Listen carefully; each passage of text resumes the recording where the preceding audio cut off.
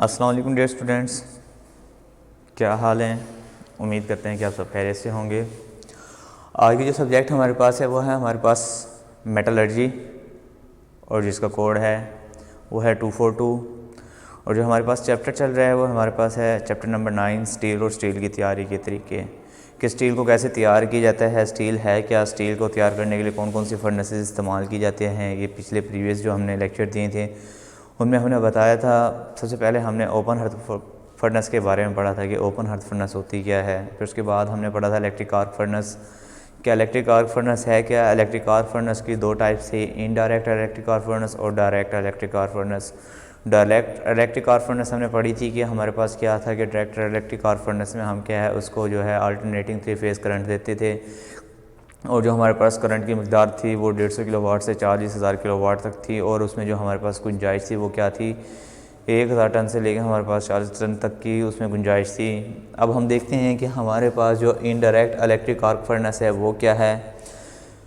Indirect electric arc furnace बड़े आहानी cylinder की तरह होती है। आप देख भी रहे होंगे कि सेंटर में हमारे पास क्या एक सिलेंडर की तरह हमारे पास एक बड़ा आहानी सिलेंडर की तरह हमें नज़र आ रहा है। ये हमारे पास क्या है, सिलेंडर की तरह होती है, और इस पर जो है 2 रूलर लगाए जाते हैं जो इसको आसानी से खड़ा कर सकते हैं बेस पर।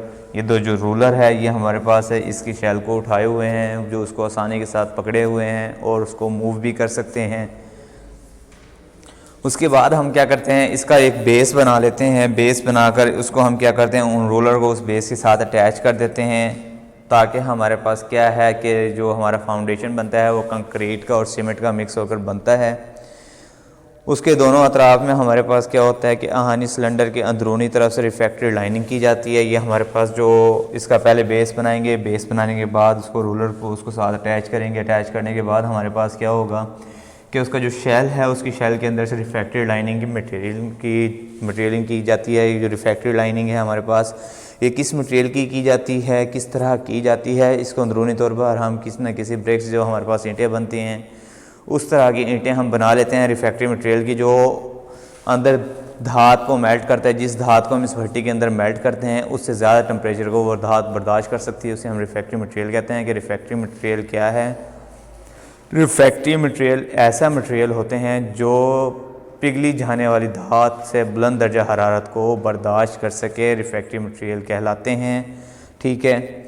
उसके बाद हमारे पास क्या है कि आहानी सिलेंडर के दोनों अतराफ में सुराख होते हैं। ये हमारे पास जो आहानी सिलेंडर बना हुआ है रिफ्रैक्टरी मटेरियल का, इसके दोनों अतराफ में अगर आप देखें तो आपको जो है 2 सुराख नज़र आएंगे जो आपको ब्लैक कलर के इलेक्ट्रोड की प्लेटिंग नज़र आ रही है। इनको हम क्या करते हैं, उन होल्स के ज़रिए उसके अंदर फिटअप करते हैं, ताकि हमारे पास क्या है कि वो जो है इसकी सप्लाई आती है, उस सप्लाई को वो हीटअप करे, और हीटअप होने के बाद हमारे पास जो मटेरियल है उसको अंदर मेल्ट करें। तो दोनों तरफ अतराफ में हम क्या करते हैं, होल्स बना लेते हैं। इन होल्स के अंदर हम क्या करते हैं, इलेक्ट्रोड को फिट कर देते हैं, और इन इलेक्ट्रोड का दरमियानी फासला कम या ज़्यादा करने के लिए मैकेनिकल तरीके से हम इलेक्ट्रोड का इस्तेमाल करते हैं। सेंटर में हमारे पास चार्जिंग डोर होता है जिसके ज़रिए हम मटेरियल को उसके अंदर उंडेलते हैं। ठीक है। तो इन इलेक्ट्रोड को जब हम हटा लेते हैं तो इलेक्ट्रोड हटाने के बाद हमारे पास एक रास्ता बन जाता है जिसके ज़रिए हम उसके अंदर मटेरियल को इन करते हैं। और उसकी तरफ हमारे पास क्या होता है, इसी फर्नेस के चार्जिंग दरवाजे की तरफ से आम तौर पर सिलेंडर के मुहीत पर बनाया गया होता है, जिसे अंदरूनी तौर पर टेपिंग भी कहा जाता है। टेपिंग होल भी बनाया जाता है जिससे हम मोल्टन मेटल, जो पिघला हुआ मेटल होता है, उसको हम बाहर निकालते हैं। जिस होल के ज़रिए हम बाहर निकालते हैं वो हमारे पास टेपिंग होल होता है। ठीक है। अब हम इसकी कंस्ट्रक्शन तो हमने देख ली है, अब इसकी वर्किंग देखते हैं कि वर्किंग कैसे करती है। वर्किंग के लिए सबसे पहले हम क्या करते हैं, इलेक्ट्रिक आर्क फर्नेस हमारे पास जो है सिंगल फेस होती है। इलेक्ट्रिक आर्क फर्नेस हमारे पास क्या है, सिंगल फेस होती है। इस फर्नेस को में एक तब्दीली ये होती है, इलेक्ट्रोड का पिघला हुआ धात बराह रास्त इस जो इसमें पिघली हुई जाने वाली धात है उससे इस किस्म इसका कोई मिलाप नहीं होता। ठीक है। इनडायरेक्ट इलेक्ट्रिक आर्क फर्नेस हमारे पास क्या है, सिंगल फेस है।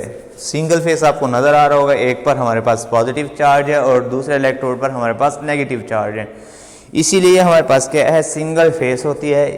ठीक है।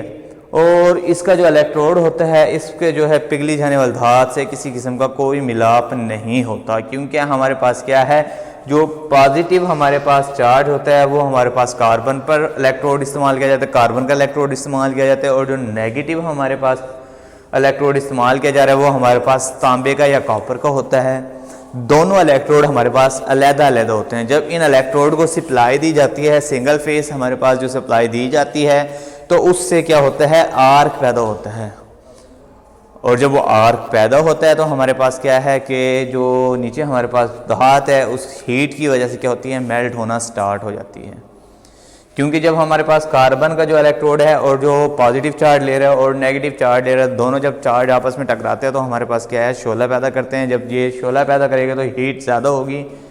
इस हीट की वजह से हमारे पास जिसमें मेल्ट की डाली थी, मेल्ट करने के लिए वो क्या है, मेल्ट होना स्टार्ट हो जाएगी, क्योंकि हमारे पास दोनों में क्या है, आर्क पैदा हो रहा है।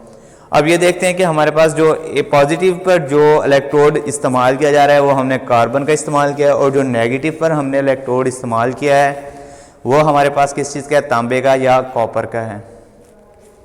इन दोनों में हम क्या करते हैं, सिंगल फेज सप्लाई देते हैं। सिंगल फेज सप्लाई देने से हमारे पास क्या है, उसमें आर्क पैदा होगा, और जैसे ही आर्क पैदा होगा तो वो क्या करेगा, हीट के पैदा करेगा। हीट जो पैदा करेगा तो नीचे हमारे पास पिघ धात जो होगी वो मेल्ट होना आहिस्ता आहिस्ता स्टार्ट हो जाएगी, और इसको हम क्या करते हैं, मूविंग करना शुरू कर देते हैं, झुलाना शुरू कर देते हैं। धात को जो हमारे पास ये रोलर लगते हैं वो इस धात जो हमारे पास शेल है उसको क्या करते हैं, मूव करते हैं, हिलाना शुरू करते हैं। जैसे वो हिलना शुरू हो गया तो उसके अंदर जो धात है वो क्या है, आहिस्ता आहिस्ता माया शेप में तब्दील हो जाती है। चार्जिंग डोर के ज़रिए हम क्या करते हैं, पिग आयरन को डालते हैं। जो हमारे पास ये चार्जिंग डोर है, हम पहले क्या करेंगे, इलेक्ट्रोड को हटा लेंगे, दोनों को इलेक्ट्रोड को हटाने के बाद चार्जिंग डोर के ज़रिए पिग आयरन डालेंगे, जो हमारे पास इनडायरेक्ट इलेक्ट्रिक आर्क फर्नेस में चार्ज के तौर पर इस्तेमाल किया जा रहा है। फिर उसके बाद हम क्या करेंगे, इलेक्ट्रोड को नीचे रखते हुए इसके साथ जो है स्क्रैप, स्टील का स्क्रैप डाल देंगे। स्क्रैप डालने के बाद हमारे पास क्या होगा, फिर हम उसमें क्या करेंगे कि जब इलेक्ट्रोड में से बिजली का करंट गुजारा जाता है तो इसके दरमियान हमारे पास क्या होगा कि दर्जा हरारत पैदा होगा, और दर्जा हरारत जो पैदा होगा वो इस धात, फिर हम क्या करेंगे, जब हमने ये तमाम रॉ मटेरियल इसके अंदर जो इसका चार्ज है वो डाल दिया तो फिर हम क्या करेंगे, दोनों तरफ से इलेक्ट्रोड को लगा देंगे। एक पॉजिटिव इलेक्ट्रोड होगा, दूसरा हमारे पास नेगेटिव इलेक्ट्रोड होगा। सिंगल फेज इसको हम सप्लाई देंगे। जब हम इसको सिंगल फेज सप्लाई देंगे तो हमारे पास क्या है, आर्क पैदा होगा। आर्क से इसका दर्जा हरारत बढ़ेगा, और जो नीचे धात हमने इसके अंदर चार्ज के तौर पर डाली थी वो क्या है, आहिस्ता आहिस्ता मेल्ट होना स्टार्ट हो जाएगी। जब आहिस्ता आहिस्ता इसके अंदर मेल्ट होना स्टार्ट होगी तो पिघली हुई धात में रिफ्रैक्टिव मटेरियल्स के साथ अलग अलग लगकर हरारत भी अपने अंदर जज्ब कर लेता है, जिसे हम हाई थर्मल एफिशिएंसी हासिल होने की वजह से बिजली की खपत भी कम हो जाती है। क्योंकि जब ये हमारे पास आहिस्ता आहिस्ता मेल्ट होगा तो जो हमारे पास इसका रिफ्रैक्टिव मटेरियल का हीट है वो उसका अपने अंदर अब्जॉर्ब कर लेता है, और हमारे पास क्या है, बिजली की खपत भी कम होगी। क्योंकि डायरेक्ट फर्नेस में हमारे पास डायरेक्ट सप्लाई आ रही थी, उसमें हमारे पास क्या है, बिजली ज़्यादा इस्तेमाल की जा रही थी। इनडायरेक्ट में हम क्या करते हैं, इलेक्ट्रोड के ज़रिए देते हैं। इलेक्ट्रोड हीटअप हो जाने के बाद हमारे पास क्या है, नीचे धात के साथ अपनी हाई एफिशिएंसी थर्मल एनर्जी को उसके अंदर अब्जॉर्ब कर लेते हैं, और हमारे पास क्या है, बिजली की खपत कम हो जाती है, जिससे वो धात मेल्ट होना स्टार्ट हो जाती है। इनडायरेक्ट इलेक्ट्रिक आर्क फर्नेस को चलाने के लिए कंट्रोलिंग सिस्टम निहायत सादा है, जबकि इसकी कीमत धात स्क्रैप को इस्तेमाल ना करते हुए इस फर्नेस को इस्तेमाल में लाया जाता है। क्योंकि जब हम इसको इस्तेमाल कर रहे हो तो इसमें हमारे पास क्या है, इसकी बिजली की खपत भी कम होती है, और जो हमारे पास जो है इसमें जो इसका साइज़ है, जो इसका चार्ज है वो भी हमारे पास ज़्यादा कम इस्तेमाल किया जाता है, और इसकी जो लागत है वो भी कम इस्तेमाल होती है। ये हमारे पास क्या था, इनडायरेक्ट इलेक्ट्रिक आर्क फर्नेस था। जैसे कि आपने देखा था कि शेल हमारे पास जो है स्टील का बनाया जाता है, उसके अंदर रिफ्रैक्टिव मटेरियल की लाइनिंग की जाती है।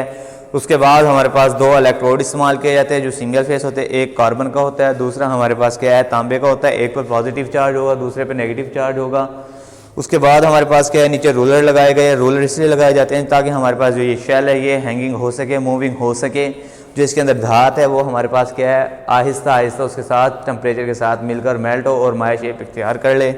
फिर हम क्या करते हैं, टेपिंग होल के ज़रिए उस मोल्डन मेटल को जो हमने स्क्रैप के तौर पर इसमें डाला था, जो चार्ज डाला था स्टील को तैयार करने के लिए, उसको हम क्या करते हैं, टेपिंग होल के ज़रिए बाहर निकाल लेते हैं, और जो स्लैग होता है उसको अलहदा कर देते हैं। इस तरह हमारे पास क्या है, खाली स्टील की किस्म इस्तेमाल में आ जाती है। ठीक है, अब इसके हम देखते हैं कि हमारे पास इनडायरेक्ट इलेक्ट्रिक आर्क फर्नेस के फ़वाइद क्या है। इनडायरेक्ट इलेक्ट्रिक आर्क फर्नेस के जो है फ़वाइद मुदर्जा ज़ेल भी हो सकते हैं। ये हमारे पास क्या है, गैर तकसीदी है।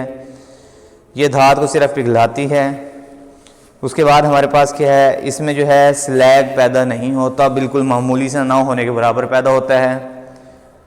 उसके बाद इसकी लाइनिंग जो है बहुत जल्द ख़राब होने की वजह से भी महफूज रहती है। जो इसकी जो रिफ्रैक्टिव मटेरियल की लाइनिंग की जाती है वो बहुत जल्द ख़राब नहीं होती, क्योंकि ये तादेर तकरीबन चलती रहती है और इससे हमारे पास लागत भी कम आती है। फर्नेस की लाइनिंग के पिघली हुई धात के नीचे मुसलसल डोलती रहती है और जज़्बशुदा हरारत जो है उसके अंदर मुंतकिल होती रहती है।